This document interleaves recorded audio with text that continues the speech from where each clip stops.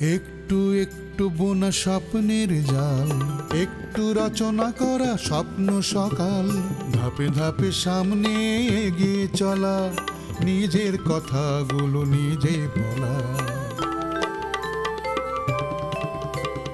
সূর্যের হাতছানি হই, কেন তবে আবদ্ধ রই?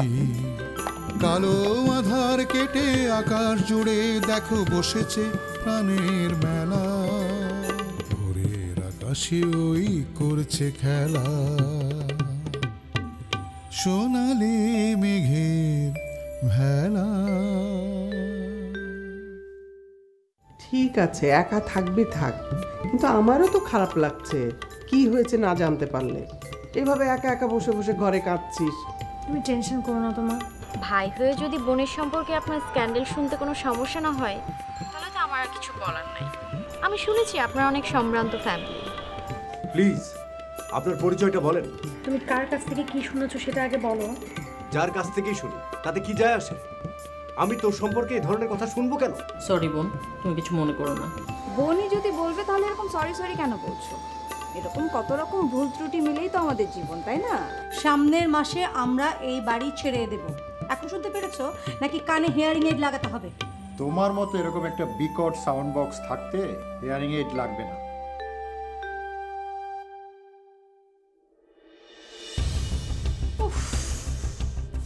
আবার বলতে হবে?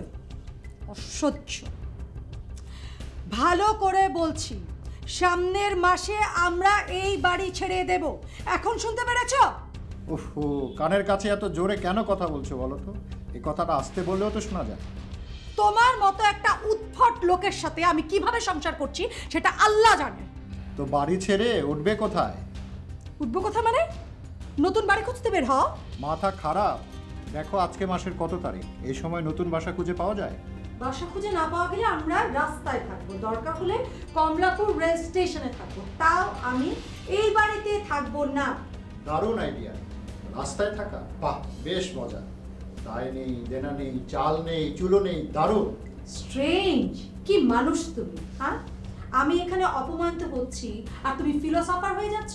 তুমি বুঝতে পারছো না, সম্ভব হলে আমি কালই এই বাড়ি ছেড়ে দিতাম। ঠিক বলেছ, না থাকাই ভালো। এক বাড়িতে বেশি দিন থাকলে বোর লাগে, চেঞ্জ দরকার। শামীম আসুক, আমি ওকে নতুন বাসা করতে বলছি, ওকে?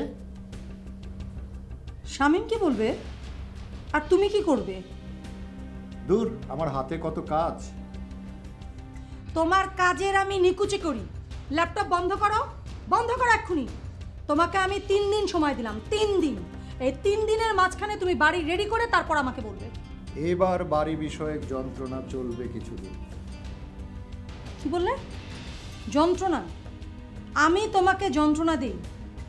আমি যন্ত্রণা দিই? আর কারো কোনো কিছু তোমার চোখে পড়ে না, না? এই নাসরিন যে সারাটা দিন ধরে আমাকে কত রকমের অপমান করে সেটা তোমার চোখে পড়ে না, একদম চোখে পড়ে না। ওর মুখ দিয়ে যে সারাটাক্ষণেই অগ্নি মন্ত্র বের হয় সেটার আঁচ তোমার গায়ে লাগে না? সামনে একজন জ্বলন্ত বিষবিয়াস থাকতে চুলার আগুন কি আর গায়ে লাগে? কি বললো তুমি? আমি ভিসুরিয়াস? আমি আগ্নেয়গিরি? তুমি এই কথা বলতে পারবে? যেমন জ্বলন্ত লাভা বের হচ্ছে, তখন না বলে আর উপায় কি বলো? বুঝতে পেরেছি, তোমার কাছে আসাই আমার ভুল হয়েছে। তোমাকে দিয়ে কিচ্ছু হবে না, যা করার আমাকে করতে হবে। আমি কাল থেকে বাড়ি খুঁজতে বের হবো, সম্ভব হলে আজকে। আর তুমি এই বাড়িতে থাকো, বসে বসে অপমান সহ্য করো। যাক, বাঁচা গেল। কিছুদিন ওটা নিয়ে সে ব্যস্ত থাকবে। বেকারত্ব ঘুচলো। ভালো, আমি যদি না করি উনি নাকি কোর্টে যাবেন। ও, বুঝতে পেরেছি। সব কিছু মিলে তো তুমি অনেক বড় একটা গ্যারাকলের মধ্যে পড়েছো। ঠিক বলেছো ভাবি, আমি ভাবতেও পারছি না নরেন আমাকে যেসব ভাষায় কথা শোনাচ্ছে, জীবনেও আমার সাথে এরকম আচরণ করেনি। বাদ দাও, আমি বলি কি, তুমি নিজের রাস্তা তৈরি করো, নিজের ক্যারিয়ার দেখো। নওরিনকে নিয়ে তো ইদানিং দেখছি পত্রিকায় অনেক কিছু লেখালেখি হচ্ছে, ওনাকে অ্যাডিক্টেড। হ্যাঁ, সেসব নিয়ে মনে হয় প্রডিউসারের সাথে ঝামেলা। শোনো, নওরিনের চিন্তা মাথা থেকে ঝেড়ে ফেলো, নিজের কথা ভাবো। এসব বিষয় নিয়ে টেনশন করে নিজের ক্যারিয়ার নষ্ট করার কিন্তু কোনো মানেই হয় না। বৌমা, অনন্যাকে নিয়ে এসো, সাব্বির এসেছে। আসছি মা। হিন্দি সিরিয়ালের স্ক্রিপ্ট প্যাকেজ চলে এসেছে, আপনারা সবাই রেডি হয়ে চলো।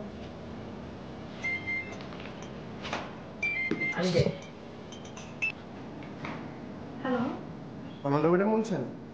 জি ম্যাডাম আমি মৃতভয়ের অ্যাসিস্ট্যান্ট গুলাল বলছিলাম। জি বলেন। আগামী বুধবার থেকে আপনার শুটিং শুরু হতে যাচ্ছে। বুধবার? লোকেশন কোথায়? ঢাকাতেই, উত্তরায়। আগামীকাল সকাল 10:30টায় আপনি চলে আসবেন। আর অবশ্যই আসবেন, সবাই আসবে, দেরি করবেন না। হ্যালো, জি আমি চলে আসবো। ঠিক আছে।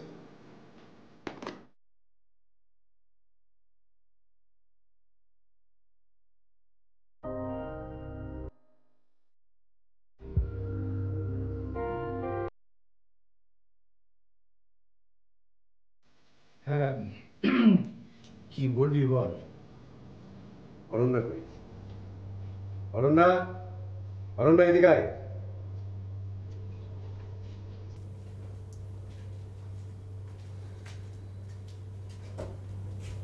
হ্যাঁ, এদিক বস।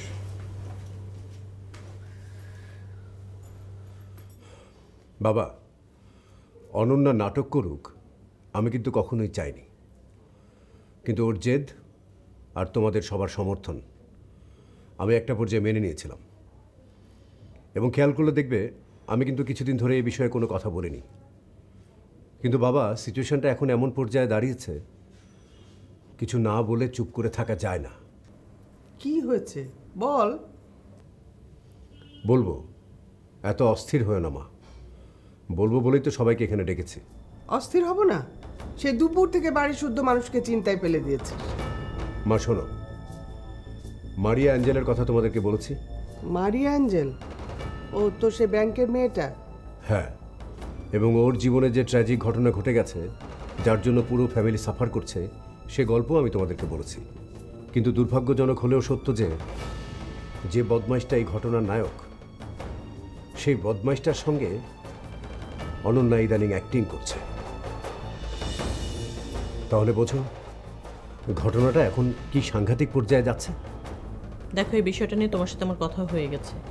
তুমি আমাকে দায়িত্ব দিয়েছিলে অনন্যার সাথে কথা বলার জন্য। আমি ওর সাথে কথা বলেছি, আর ও বুঝতে পেরেছে, বলেছে এরপর থেকে সাবধানে চলবে। তাহলে এই প্রসঙ্গটা নিয়ে কেন আবার কথা বলছো? আরও প্রসঙ্গ আছে, শুধু এই প্রসঙ্গই না, এবং সেটা আরও ভয়াবহ। বল শুনি। আজ দুপুরে অফিসে আমাকে একজন ফোন করে জানালো, মিডিয়া পাড়ায় অনন্যাকে নিয়ে নানা ধরনের মুখরোচক আলোচনা হচ্ছে, কানাঘুষা চলছে। কি ধরনের আলোচনা? এক কথায় বলতে গেলে স্ক্যান্ডাল।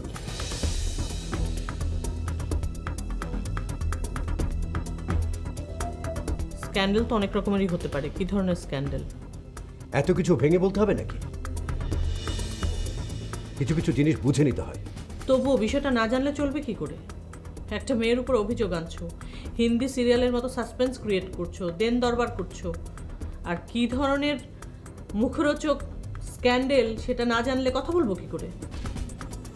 কিন্তু এটা এতটা ভেঙে বলা এখানে। শোন, আমি এই আলোচনার মধ্যে থাকতে চাইছি না। আমার মুচি। সে কি বাবা, তোমাকে তো থাকতে হবে, তুমি এবারের গার্জিয়ান। না, এই ধরনের আলোচনা আমার জন্য খুব বিব্রতকর। আমার না থাকেই ভালো। তোরা আলোচনা কর, কি হলো না হলো আমি তোর মার কাছ থেকে জেনে নেব।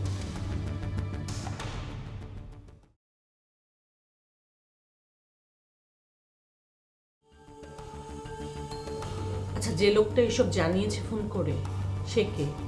কোনো লোক নয়, একটা মেয়ে।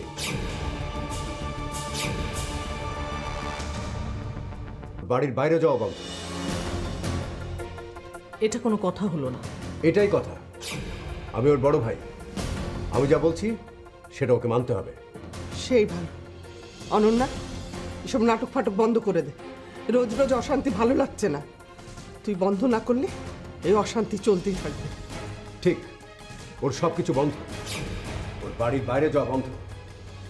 আমি একটা ভালো ছেলে দেখছি, ওর বিয়ে দিয়ে দাও। এটা কোনো কথা হলো না। এটাই কথা, যা বললাম তাই। এতদিন কিছু বলিনি, প্রথম থেকেই আমার ঘোর আপত্তি ছিল, মেনে নেইনি, তবু কিছু বলতে পারিনি। কিন্তু আর ওই সব মিডিয়া ফিডিয়া লাইন কোনো ভদ্রলোকের লাইন না, জায়গাটাই খারাপ।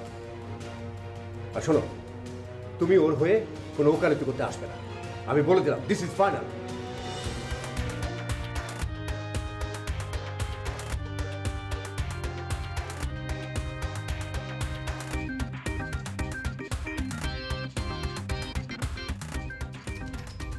শোনো, আমি তোমার এই ডিসিশন মেনে নিতে পারলাম না। তুমি তোমার জায়গা থেকে ফিরে আসো। না, সরে আসবো না। কেন সরে আসবো? আমি ভুল কি বলেছি, অন্যায় কি বলেছি বলো? না, তুমি ভুল কিছু বলনি, কিন্তু তুমি ভুল বুঝে কথা বলছো। ও, আমি শুধু ভুল বুঝি না, তোমাদের কোনো ভুল হয় না। আমাদের ভুল হবে না কেন? আমাদেরও ভুল হয়, কিন্তু আমরা আমাদের ভুলটা নিয়ে তোমার মতো এত বাড়াবাড়ি করতে থাকি না। ঠিক, আমি বাড়াবাড়ি করছি? আর শোনো, যে অপরাধ করেছে সে তো কিছু বলছে না, তার হয়ে তুমি ওকালতি করছো কেন বলো তো? অনন্যা হয় রাগে নয় অভিমানে চুপ করে আছে, তার মানে তো এই না যে সে তোমার কথা মেনে নিয়েছে। উফ, আমি খুব ভালো বুঝতে পারছি তোমার মাথায় আসলে কিছুই নাই। সামান্য বুদ্ধি যদি তোমার মাথায় থাকতো তাহলে মেয়েটার পরিচয় জানার আগ পর্যন্ত তুমি চুপ করে থাকতে। এটা তোমার মাথায় আসছে না কেন? একটা মানুষ তো শত্রুতা করে এই কথাগুলো বলতে পারে। ওর সাথে কার শত্রুতা থাকবে? আর মানুষের তো খেয়ে দিয়ে কাজ নেই যে এনার্জি খরচ করে ওর নামে কমপ্লেন করবে। মেয়েটার উদ্দেশ্য যদি ভালো হতো তাহলে সে অনেস্টলি তার পরিচয়টা দিত। এত জিজ্ঞাসা করার পরও তো সে তার পরিচয় দেয়নি, তাহলে বুঝতে হবে মেয়েটার মতলব আছে। হ্যাঁ, ওই মেয়েটারই শুধু মতলব আছে। অনন্যার যে কোনো দোষ নাই সেটা ভাবছো কি করে? এই কারণে ভাবছি কারণ অনন্যাকে আমরা অনেক ভালো চিনি। একটা মানুষ কতদূর কি করতে পারে সেটা অনুমান করে বলা যায় না। আর তুমি কেমন মানুষ বলো তো? অচেনা অজানা একটা মেয়ে বেনামে ফোন করে কমপ্লেন করলো আর তুমি সেটা বিশ্বাস করলে। তোমার বোনের প্রতি এইটুকু বিশ্বাস তোমার নাই? কেমন ভাই তুমি? চুপ কর, তুমি এত ফটর ফটর করছো কেন? দাঁড়াও, আগে অনন্যার বিষয়টা মিটিয়ে নেই, তারপর তোমার একটা ব্যবস্থা করছো। কি ব্যবস্থা করবে আমার? আমিও কি কেলেঙ্কারি করে বেড়াচ্ছি নাকি? অবশ্যই করেছো। কি মনে করছো আমি কিছু বলছি না বলে মনে করছো আমি কিছু জানি না? কি জানো বলো, কি জানো? এরকম মিনমিন না করে যা বলার স্পষ্ট করে বলো। বলবো, সময় আসুক তখনই টের পাবে।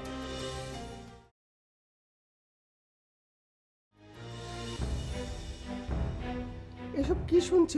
আর আরেকজন সব অশান্তি মাথা থেকে ঝেড়ে দিব্যি আরামে বসে আছে।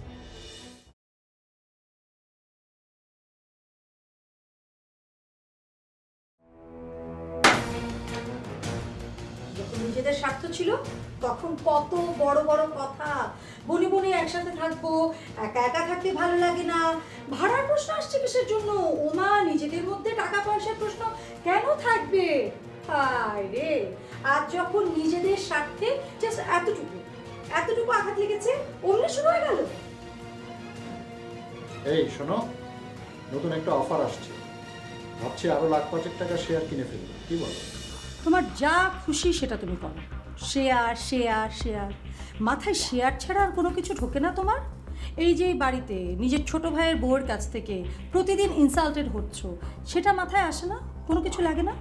তোমার মাথায় এত স্পেস থাকতে আমার মাথায় লোড করার দরকার কি? কি বললে? কি বললে তুমি? আবার বলতো, কি বললে? না না না, কিছু বলিনি। আমি স্পষ্ট শুনলাম তুমি কিছু বলেছো। কি বলেছো আবার বলো। না, জানতে চাইলাম এই ভর সন্ধ্যায় কোথায় যাচ্ছ? কোথায় আবার? বাড়ি খুঁজতে। আজকে যেভাবেই হোক আমি বাড়ি খুঁজে বের করব। রাত্রের বেলা বাড়ি খুঁজবে? হ্যাঁ খুঁজবো, মাথা আমার এখন গরম। হ্যাঁ, এখন রাত্রেই বাকি দিনই বাকি আমার কাছে। ও আচ্ছা,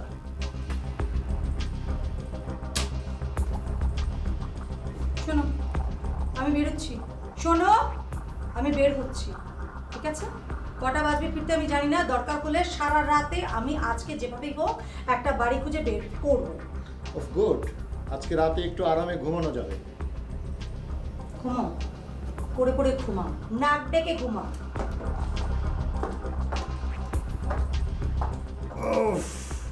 আজকে রাতে আরামে ঘুমাবো। উফ।